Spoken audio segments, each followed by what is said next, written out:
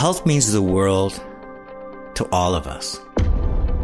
And more we're learning that health isn't something that we leave to chance. We can take preventative actions. We can be more responsible about what we eat, how we sleep, exercise, the people we invite in our lives. And the show today was originally going to be about this breakthrough in women's health, and it still is. But interesting enough, it also involved to a story of 4 women who've come together and are building a business. And what you'll learn is that they're building a business the right way. And these lessons apply to anybody that dreams of being an entrepreneur, of having partners. Instead of building it from the roof down and just focusing on what it can become, they instead focused on their foundation, their culture, and how we can knit it together so no matter where this business takes us, no matter how it changes us, we're still going to have a North Star. We're going to still be guided by purpose over profit. And getting back to health, I'm doing a lot of shows this year on longevity and health. I had Dr. Joe Coughlin, the head of MIT Age Lab, and his mantra of old age is old news. And his question that he asked, the essential question is, there's a good chance you're going to live to 100. Are you ready? Emotionally, intellectually, financially. We could use market forces, not just social forces and not just public policies, to change this narrative of old age. Chip Conley, the founder of the Modern Elder Academy, a school dedicated to helping people navigate midlife transitions. So more and more of us are actually feeling like we're running on fumes, and we need a midlife pit stop. Dr. Anmol Kapoor, who founded BioAero, a company focusing on advanced personalized healthcare. I'm even having an architect on, Ty Farrow, known for his innovative approach to designing buildings that make us healthier. The spaces are created as an accelerant for our biological, our physiological, and our psychological health and well-being. But today my show focuses on women's health. More specifically, a new clinic that's opening called Lume Women Health. And it's already got an immediate wait list. And you'll soon learn why. As the founders are using their platform, their intellectual, their emotional capital to personalize women's health and share everything they're doing to the rest of the world. They're focusing on areas like menopause and sexual health, bone health, and overall well-being. There are 4 founding partners. 3 are doctors, Dr. Sarah Naomi Shah, Dr. Wagini Falati, and Dr. Amy Louis-Bayliss, and then one who brings extraordinary entrepreneurial and business acumen, Lindsay Jephcott. And today I'm going to speak to 2 of them, Dr. Amy Louis-Bayliss and then Lindsay Jephcott. And you're going to get a masterclass in building a business and also getting an appreciation for what healthcare can be if we let it happen. It's Tony Chapman. Please subscribe wherever you get your podcast. A big shout out to RBC for not only sponsoring Chatter That Matters, but for all they're doing to invest in healthcare workers and healthcare across Canada.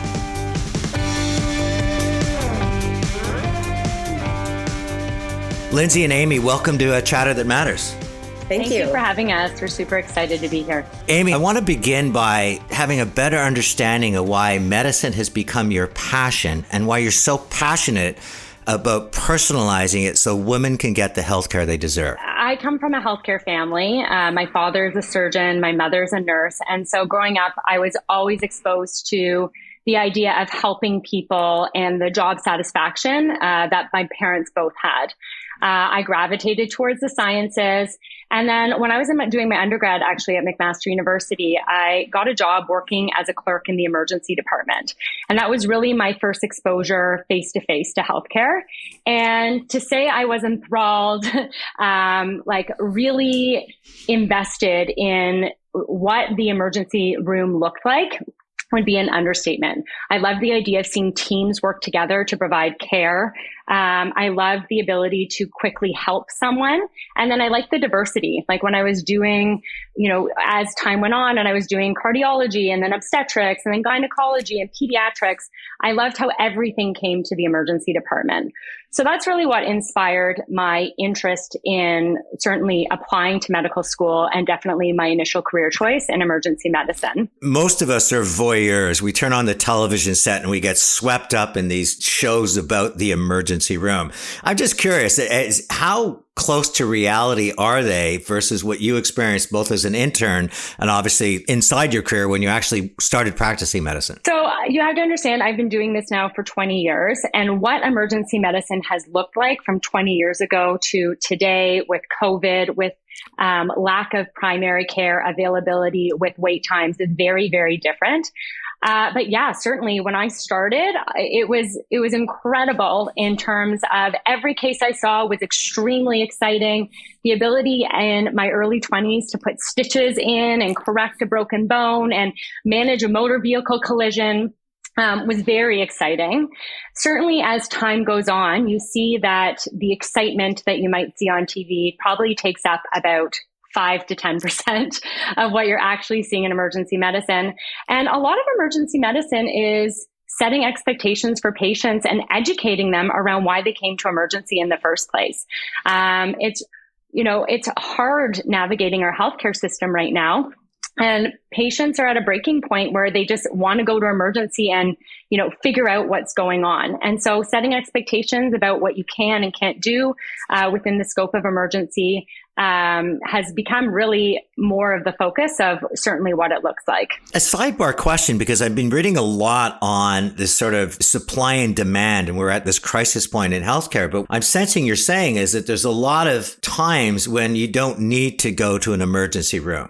What we're doing is we're stretching these finite resources across what almost seems like infinite demand. So is it part of the answer, educating people more so that they know when to go and when they should be thinking about other areas to find peace of mind or to find some kind of answer to what's ailing them? Yeah, when I think a lot actually about the emergency medicine experience that most patients face today, which could be an 8-10 hour wait, can be actually very draining, especially if it's 2-3 in the morning.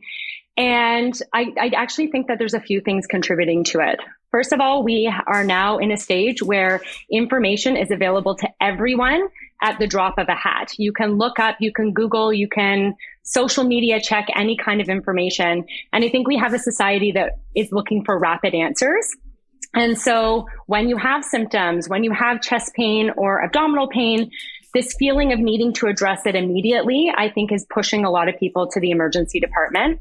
It's also really hard to get a hold of your family doctor these days. I am a physician, and even navigating care for my own kids can take 20-30 minutes waiting on a phone call, waiting for someone to pick up the phone. It can take 3-4 weeks for me to get in to see my physician. And then the third piece is because the emergency department is so overwhelmed, we also don't have the resources to manage the flow put of these patients. So, if you require blood work, if you require an ultrasound, there's no capacity in the hospital to be able to manage that journey in a quick way. And we're lacking hospital beds. So a lot of the emergency department is actually filled with patients that are waiting for a spot inside the hospital, and that really delays the ability to actually manage patient flow. So I want to talk about those experiences and how it's led to you to what you're doing today, but I also want to talk about a life-changing lecture on menopause. I think it was Dr. Natalie Gamache, and it was one of those times in life where it opened up a new path for you. I think in order to speak to the relevance of the lecture with Natalie Gamache, you have to understand a little bit about where I was when I saw that lecture. So we had just navigated being an emergency physician through COVID. And two of the pieces of being an ER physician during COVID that really changed my passion into the preventative health space was one, I dealt with frailty. I dealt with nursing homes. I dealt with caregiver burnout. I dealt with navigating home care in a way I had never navigated before for a couple of reasons. For a long time, the elderly actually weren't allowed to bring an advocate in with them to emergency. So when the Emerge was on lockdown, in order to even see a patient and understand why they were there required multiple phone calls on my end. And I think I got an inner look at what the nursing home situations were. I was able to get an inner look of what frailty really looked like in a way that I didn't understand before. And it really led me to see how much end of life care, even the last 5, 10, 15 years of your life, are impacted by your health. Like the ability to make independent decisions, the ability to be physically capable and mentally fit just became so glaringly obvious that I wanted to do better. And then the second piece was all the primary care that I saw in emergency. So a lot of patients started coming to Emerge because they wanted to be examined. We've really switched over to a virtual care model at that point. And so I started managing heavy periods, started managing blood pressure problems, started managing mental health and things that really should have been in the hands of the primary care physician. And I saw that there was a big gap in medical literacy and health literacy among the patients that I was seeing. And I thought, if we could get in front of these patients, if we could educate them ahead of the disease experience, maybe we could have an impact. And so I had already started this preventative health education journey. I have been a faculty lead for a very long time. I help run residency education programs. And the reason why I went to this Natalie Gamache lecture was it was a lecture on menopause. And I thought, you know what? I don't know much about this. I'm going to attend this lecture. And the lecture basically covered a couple of things. One was it spoke about this trial that happened, started in 1998, ended in 2002, called the Women's Health Initiative. And this trial really was the nidus for women coming off of hormone therapy. So in the 90s, hormone therapy was the most prescribed medication for women in the world. And even today, less than 2% of Canadian women are using hormone therapy.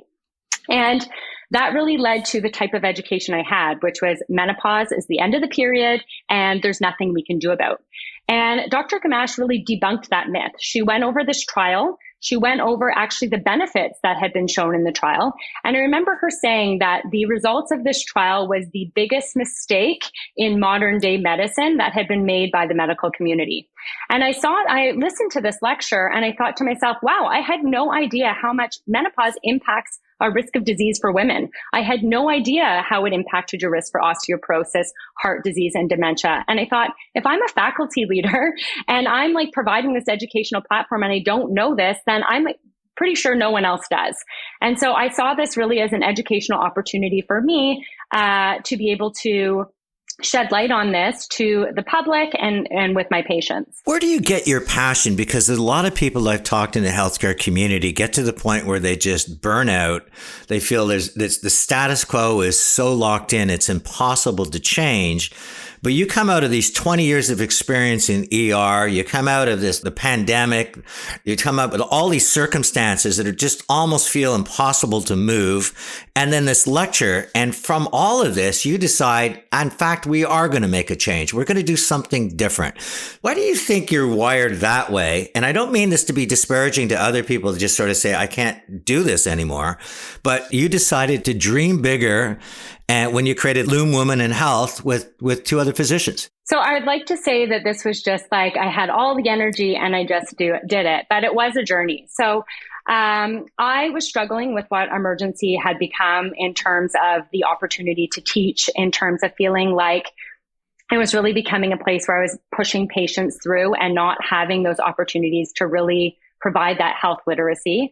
But I also struggled with feeling like a failure for wanting a career change. So really the transition did involve a lot of therapy and involved really some coaching on, I really truly believe in my heart of hearts that I'm a physician and that I was really meant to be an educator and use my medical platform to provide education. And so I was really through the work of coaching and therapy of saying how do I change this? How do I still feel fulfilled? How do I still stay true to my values? But make it look different. It involved applying to the College of Physicians and Surgeons. It involved creating a 1-year retraining program to be able to do this. So it definitely require staying true to my values. It definitely required some emotional support and some therapy for sure. But I look back at the last 3 years and I wake up every day so fulfilled right now and just so happy that I pushed through, really wanting to have a career that sort of met my needs and my passion. So talk to me about how this played at home, because you go into medicine, which must have made this family of physicians quite happy. You start sharing those early days and they must have sort of smiled remembering their early days. But as you move along and you start understanding the realities of today, which must be very different than what your family had gone through in medicine, and then you come to this point in life where you want to change. How did that play out? Were they supportive? Were they encouraging? Were they questioning the fact that you were trying to change something that seemed impossible to change? I would say that my family was probably the most supportive of all. And I think part of it was that I didn't sort of quit medicine. I really repivoted to find fulfillment. And, towards the end of my emergency career, I was miserable. I wasn't doing what I wanted to be doing. I had trouble sleeping. I had a lot of anxiety leading up to my shift, leading up to like doing an emerge shift. And so I think they saw the fulfillment and the passion and the excitement that was renewed in me in choosing another path. I did really struggle and still struggle with this feeling of having left my ER emergency medicine colleagues behind. Because emergency is a really tough job and it's required. Like we have to have emergency medicine services for, public health care to work. And so I think that's probably the one area where I feel maybe not actually, when you talk to my colleagues, they actually say like, they admire me, but I still think I struggle with having let them down or having left them. Lindsay, we're going to bring you into the show in a minute, but before we do, it wasn't just your vision. You had to convince Dr. Filate, you had to convince Dr. Sarah Naomi Shaw and Dr. Wagini Filate to also join you. I mean, that's three people with three very different stages in a life coming together to form Lume Women Health. And the truth is we actually didn't know each other before. So I think there's this perception that we were all lifelong friends and we decided to do this, but this was really a business relationship. It's serendipity, honestly. I had been thinking about opening my own clinic for actually a couple of years. I've been in the menopause space for a while now. And I actually sent Wagini the Natalie Gamache lecture, if you can believe it. Mm-hmm. She was a sleep physician. She had been practicing sleep for almost 20 years. And she was seeing all these midlife women who were coming in to be tested for sleep apnea, and they were okay, but still couldn't sleep. And when she saw this lecture and saw how menopause impacts your risk of sleep, she thought, holy shoot, I'm missing this big opportunity to educate around menopause that I was blindsided around and didn't have the opportunity to learn about. And the same with Sarah. Sarah has a background in psychology. She was a woman. She specialized in women's health and psychology at Harvard, actually, before going into medicine, and always had this interest in women's health. She's a woman in her early 50s, also going through the menopause transition. And I think it was serendipitous in that we were all kind of at that 15, 20-year itch in our career. We all saw the discrepancies that were happening in the healthcare system from a different angle, and we're all passionate about making a different change. So Lindsay, you're the connective tissue from the business side of doing business. You've got three practitioners all coming with their strength, practicing their craft. How do you play a role in this in terms of where you have influence and where you have authority in terms of creating Lume Women Health? Because there has to be a business model, and there also has to be a model where your head, in terms of the medicine you're practicing, but also the heart. In terms of how I and what I bring to the journey and to Lume Women Health, I think it's important to understand my background. So I come from a very entrepreneurial family. I had a great grandfather who started a haberdashery at Bloor & Young with the back of his shirt for $1,000. And it was there until 2014, actually, when we sold it. So that was Stollery's. And then my grandfather was a mining engineer, and he staked one of the biggest uranium deposits in the world, super successful in the mining business. And then my dad went west and became an oil and gas entrepreneur. And so it was in my blood to sort of do startups and be entrepreneurial. And from as little as like 5 years old, I remember watching deals happen over napkins and hearing, being part of board meetings as a child and like just listening to it. And so I think some families talk about, politics and world events, and we just always talked about business, and it was different deals and different industries, but always talking about partnerships. And I saw partnerships happening at the dining room table. And so when it came to be that I met these women, fortuitously 2 years ago, we were all at a stage in our journeys where we were ready for the next step. And I'd had the benefit of having 15 years of investing with partners. And we'd spent the time and we curated our own vision collectively, the four of us, before we took the next step. We actually took the time to understand our passions and our goals and our partners in life and our families. And so I think spending that time is something most people don't do. But then when we got into it, obviously, I came with more of the business side of things. So I've had a lot of experience raising money, for example. I've had a lot of experience from a governance perspective. I've chaired boards. I've sat on many boards. And in terms of strategic introductions from the business community, that's been what I've brought to the table, raising debt and equity, as I mentioned, and then also philanthropy. So I've had a history in philanthropy. And really when I, learned about the doctors and their vision for philanthropy with this company, which is very big and wonderful, I learned that it was really a marriage of my two passions. It was, okay, we're going to be philanthropic and we're going to have this huge give back, which I'm very passionate about, but also we're going to create this business, this private business. There's a lot of people that start businesses and the partners have very different skill sets. They have very different ambitions. And often they fail because there isn't this connective tissue. They don't have a common language, a common vernacular. Their values aren't together. I want you to unpack a little bit about what you did to ensure that the four of you could have conversations. And it wasn't about your resume or your skill set. It was about what matters for the business and what matters for the patients who we're serving. I think to begin with, we made sure that we all had the same value system. So sitting around the table, I made everyone come to the first dinner with a list of questions that they'd answered. And this was, before we'd even taken any money, signed any agreements. It was literally just the four of us sitting at dinner. And we went around the table and we talked about our life stories and we talked about our goals and our values. And so to make sure we had the same values. And then obviously we have different skill sets, as you pointed out. I think we complement each other very well with those different skill sets without really, to be honest, without really having thought through our personality types. We actually balance ourselves out really well from a personality perspective. So we've figured that out as well as we've gone on. And I think that was just luck. I think there's a big part of this that is luck, to be honest. But making sure, as we're doing the business plan, I have worked on boards and I understand how to get consensus. And consensus is really important. And when there's not consensus, trying to find a middle ground and trying to find a way to have everyone's voices heard and a way that everyone feels supported. At the beginning, it's all, the blooms on the rose. This is going to be we are going to change medicine. But as the realities of the business take hold, personalities do emerge.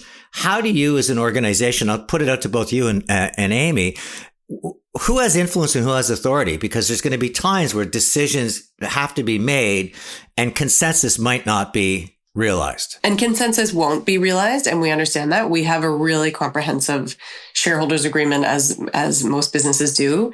And we have an understanding that we have a voting structure that we adhere to. So of course, we'll go to that route if we have to. Two of the pieces that we really made sure to build in was one, when we started, it was like, what do you want the rest of your career to look like? We're not just starting. We've all had about a 20-year career ahead of us, a 20-year career behind us.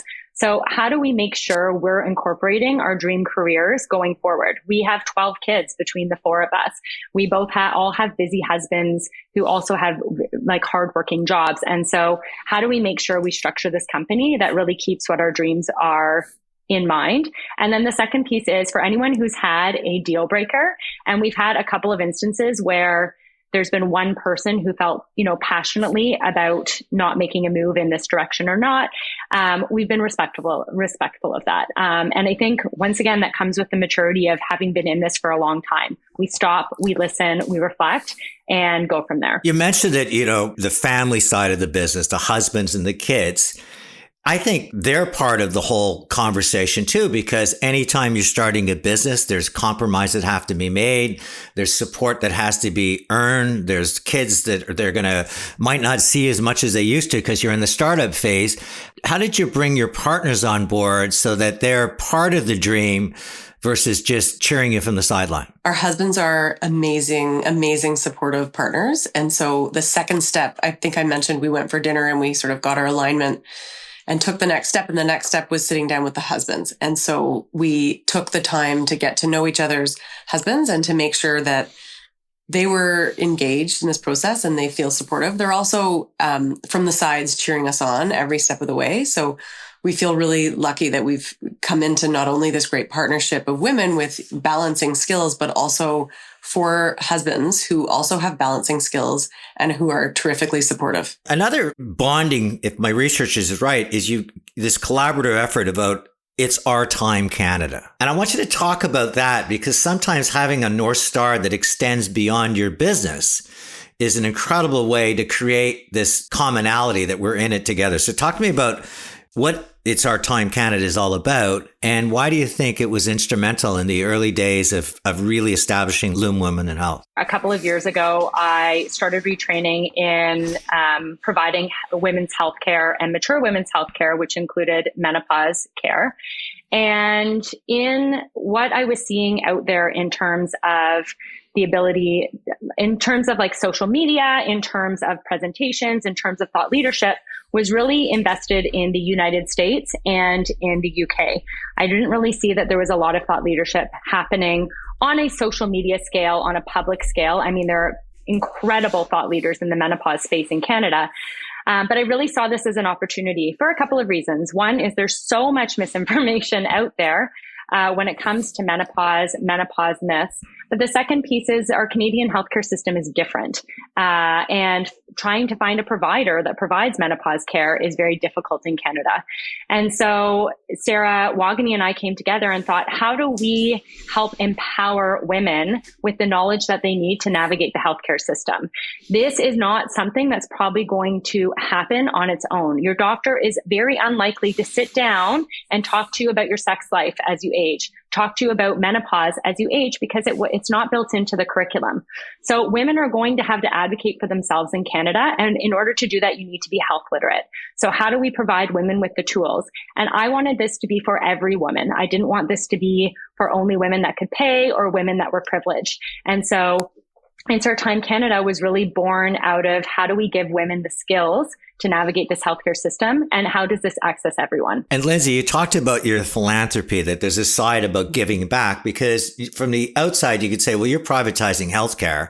And that immediately attracts a side of media that goes, that's wrong. We're universal healthcare. So talk to me about what you're doing to build on what Amy just said, in the sense that the information we learn, the things that we uncover is for everyone, not just for our bottom line. The purpose is really one of the values that kept us together, as I mentioned, and the purpose being creating a change in the system. We've written a white paper to the House of Commons to make sure that that our voice is heard at the table. We want to change so that there's a billing code for menopause. There currently isn't one right now. And that there's mandatory education in med schools. So there's several things that we're doing from a charitable give back piece.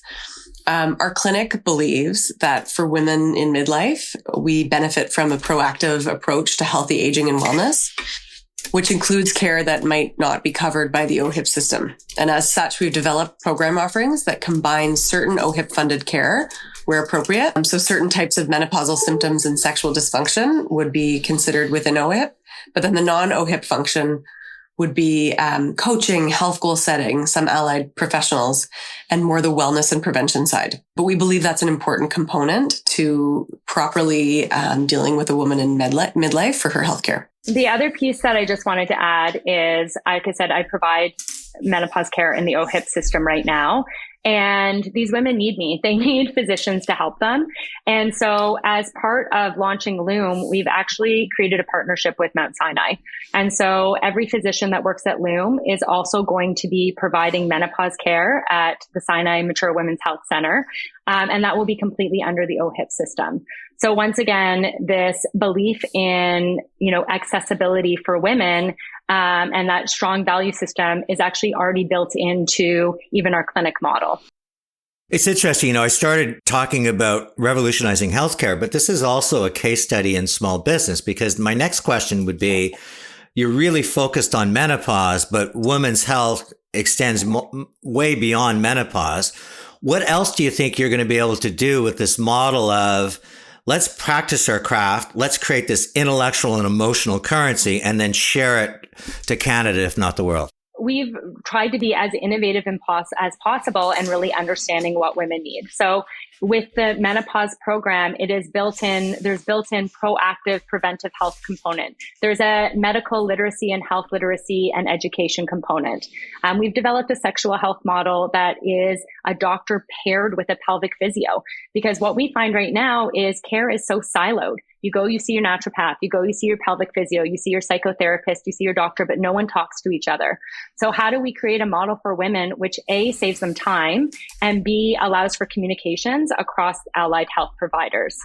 I am so passionate about preventive health care. And what women don't tend to understand is that the illnesses that kill women, heart disease, dementia, a fracture from osteoporosis, these diseases take 10, 20, 30 years to set up. These diseases are starting in your late 30s and your early 40s. So how do I empower women to understand what their health looks like right now? What does it mean if your health looks like this at 45? This is what it's going to look like at 85. And can I help you create health goals? And we can measure this on an annual basis. And all of that, like proactive preventative health, is not built into the current healthcare system. This is not paid for by OHIP. OHIP pays once you have disease. Lindsay, as the entrepreneur in this business, when you listen to this and I'm hearing this, there must be so many different ways that you could scale what Lume is doing. Education, it could be products, it could be services.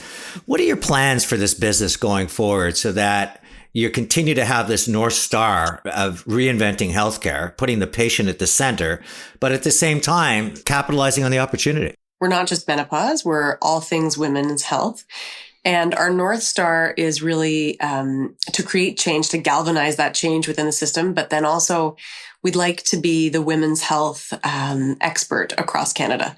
So we'd like to be opening centers all across Canada, every major city, and into the US as well.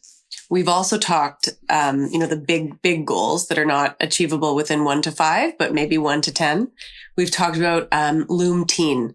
There's a lack of access to period care and contraceptive care for adolescents. So that's another big, lofty goal of ours.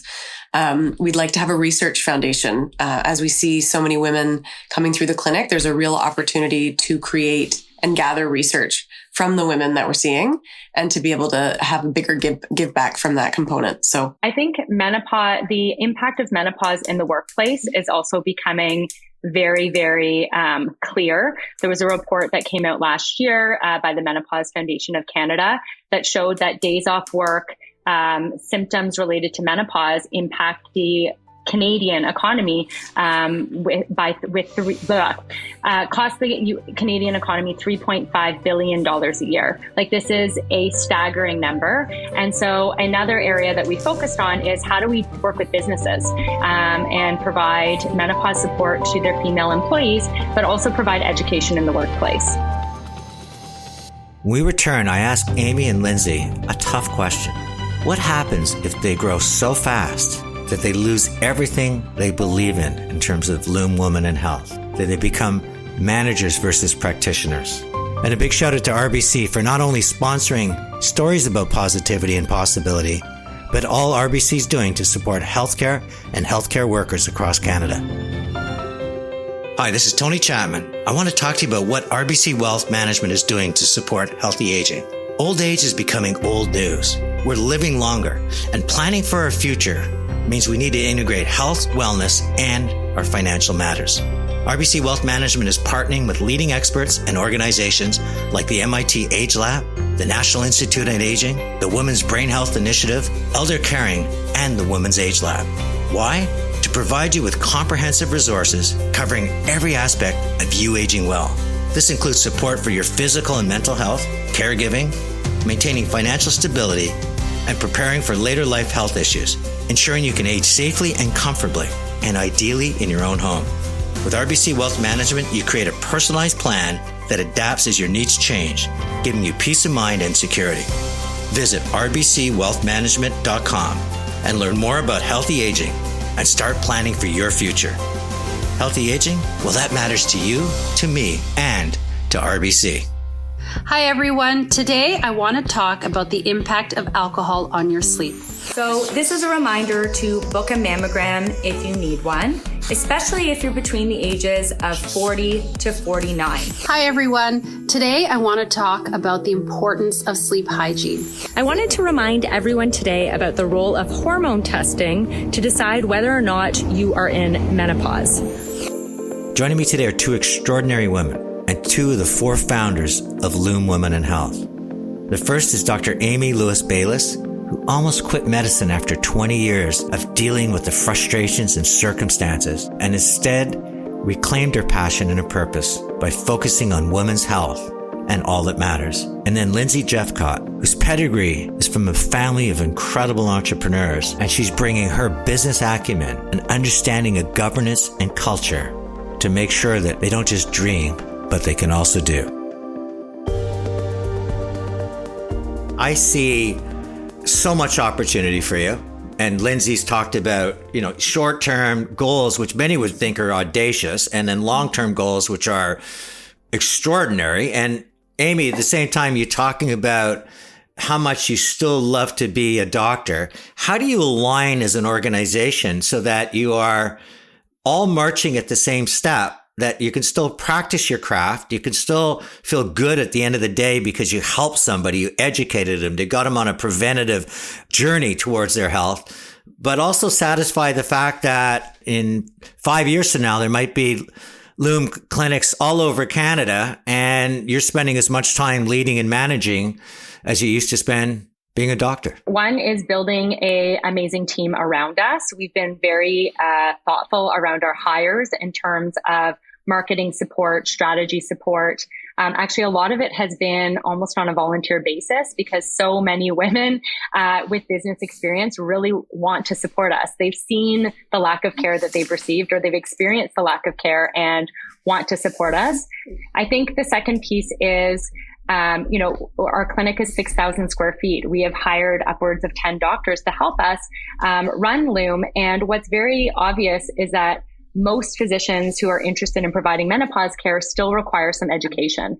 And so the opportunity to have created almost what we call Lume University, an educational opportunity to train other doctors, practice with other doctors, do case discussions with other doctors, has really been a fulfilling educational passion for myself, which really meets that sort of educator need that I'm looking for. And then we've been really clear on boundaries once the clinic opens. We're trying to keep Mondays and Fridays business meetings because it is really important for me to provide patient care. And so really trying to keep clear boundaries on when we schedule meetings so that we can have those opportunities to see patients. So Lindsay, I just did a documentary from the manager of the Tragically Hip. I also did one with Matthew Knowles, Beyonce's dad, and both of them had a common theme that we start off together, but there's times when we start moving apart. And Tragically Hip, I just want to play to a small concert. Somebody else wanted to play big arenas. Matthew Knowles with Beyonce is, I'm the dad, I'm the manager. She's starting to get bigger. She decides she wants a new manager. Things change. How do you, as the business leader, ensure that as what is today so exciting and new and fresh, and as Amy said, I can't wait to get out of bed every day to be part of it. How do you keep that alive as the business grows and becomes so much bigger than your ability to get together over a glass of wine on a Thursday night and solve your problems? If we get to that point, we will be so over the moon, because right now it feels very scrappy and startup, but to think big like that is exactly where I'm at, Tony. And that's how I think. I think it comes down to culture. And it's something I talk about a lot with my partners because I've seen the growth trajectory. I've also seen the contraction trajectory when companies have to lay off staff and pare back teams.